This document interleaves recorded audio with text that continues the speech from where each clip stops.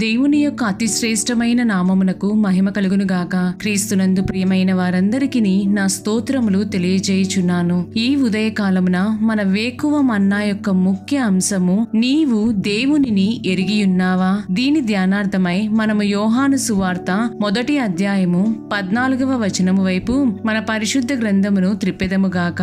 ఆ వాక్యము శరీరధారి అయి కృపాసత్య సంపూర్ణుడుగా మన మధ్య నివసించెను. తండ్రి వలన కలిగిన అద్వితీయ కుమారుని మహిమ వలె మనము ఆయన మహిమను కనుగొంటిమి అని చదువుచున్నాము. ఈ వాక్యమును వినిచుండిన ప్రియమైన వారలారా, కొన్నిసార్లు మన యొక్క విశ్వాసము క్షీణించడానికి గల ముఖ్య కారణం మనము దేవుని యొక్క దృష్టితో చూడకపోవటమే. అది ఆశ్చర్యముగా కనపడవచ్చును. మన దృష్టికి అందని విధముగా ప్రభువు చాలా అద్వితీయుడు.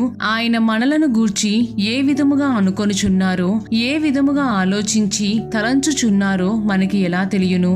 ఆయనను ఏ విధముగా అర్థము చేసుకొనవలెను అనుటకు గాను మూలవాక్యమును వినియున్నాము. మనము కుమారుడైన యేసును ఎంతగా తెలుసుకొందుమో ఆ పరలోకపు తండ్రిని అంత అధికముగా అర్థము చేసుకొందము.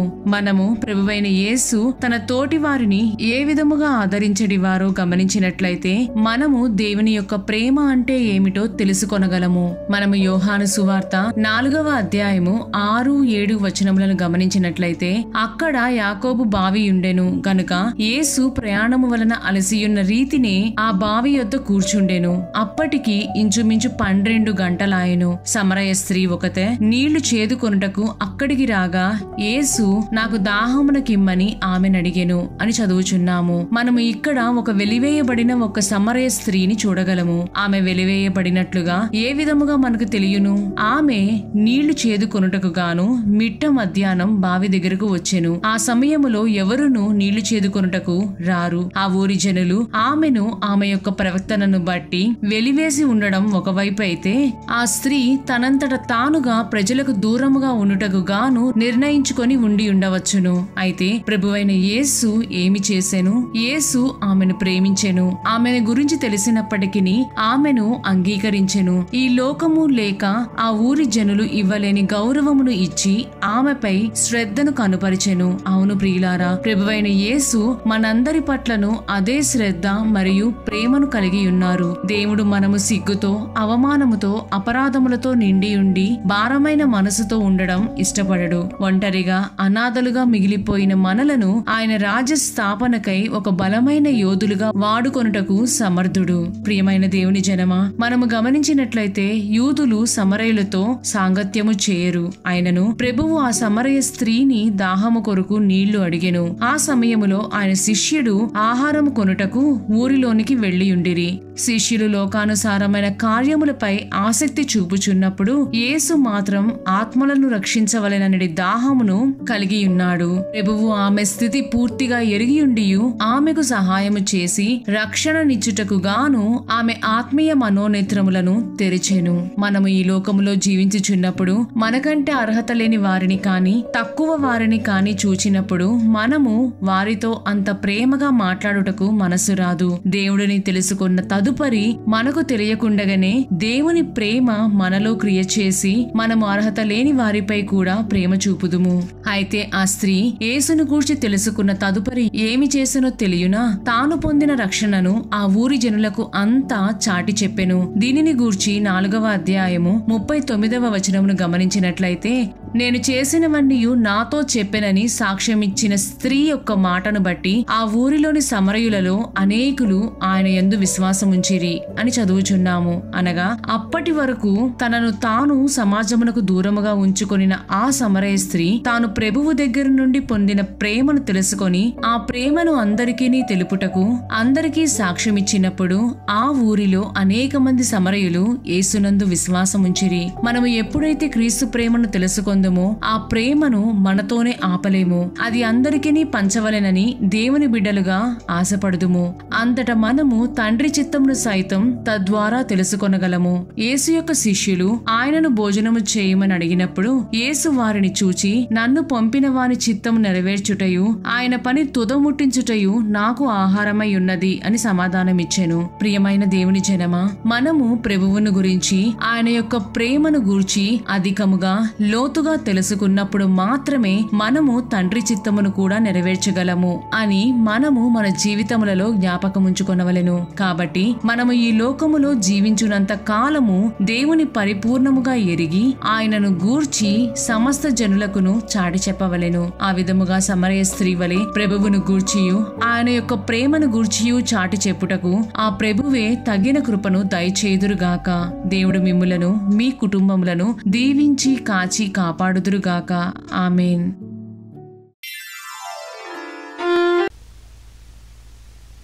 మూడవ పాట, శాశ్వతమైన నీ కృపను.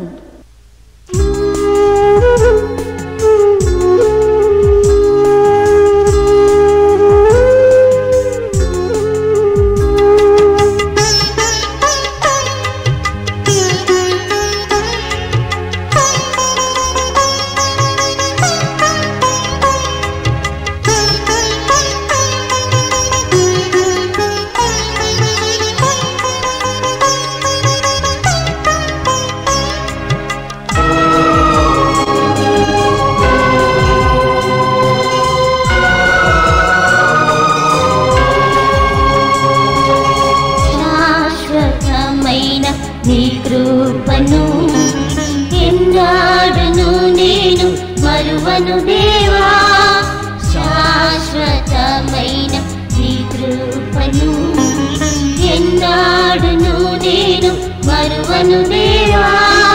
నా జీవితములో జరిగేవనియును మేలాని ఎంచుట నీ కృపయే. నా జీవితములో జరిగేవనియును మేలాని ఎంచుట నీ కృపయే. భూమి నుండి ఆకాశం ఎంతో నీ కృప నాపైన కలదు. భూమి నుండి ఆకాశం ఎంతో నీ కృప నాపైన కలదు. నా దోషం కడిగి అభిషేకమిచ్చి నీ వేలుతో తృప్తి పరచితివి. నా దోషం కడిగి అభిషేకమిచ్చి నీ వేలుతో తృప్తి పరచితివి. శాశ్వతమైన నీ కృపను ఎన్నాడును నేను మరువను దేవా, శాశ్వతమైన నీ కృపను ఎన్నాడును నేను మరువను దేవా. నా జీవితములో జరిగేవనియును మేలాని ఎంచుట నీ కృపయే. నా జీవితములో జరిగేవనియును మేలాని ఎంచుట నీ కృపయే.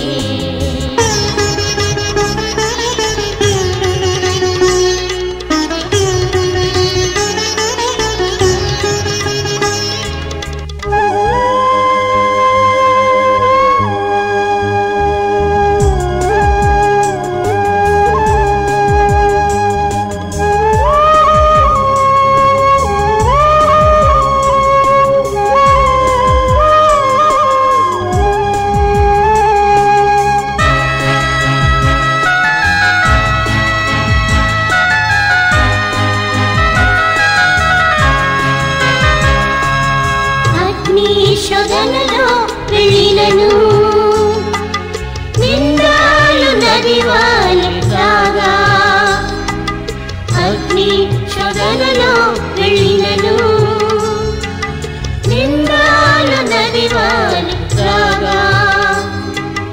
విశ్వాసదారిలో పరీక్షింపబడినను విజయము పొందుట నీ కృపయే.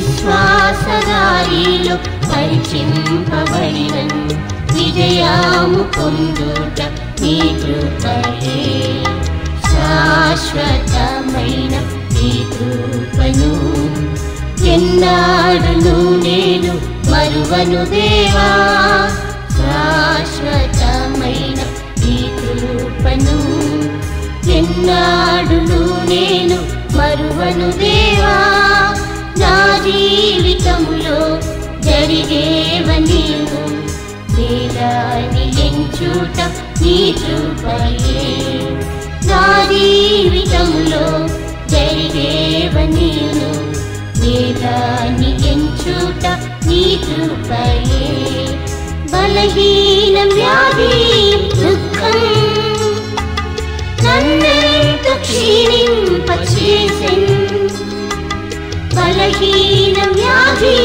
దుఃఖం నన్నెంతో క్షీణింపచేసెను నా కృప నీకు చాలని పలికి స్వస్థత సంతోష నిచ్చితివి నా కృప నీకు చాలని పలికి స్వస్థత సంతోష నిచ్చితివి శాశ్వతమైన నీ కృపను ఎన్నాడును నేను మరువను దేవా శాశ్వతమైన నీ కృపను ఎన్నాడును నేను మరువను దేవా నా జీవితంలో జరిగేవనీను వేదాన్ని ఎంచుట నీ కృపయే నా జీవితంలో జరిగేవనీను వేదాన్ని ఎంచుట నీ కృపయే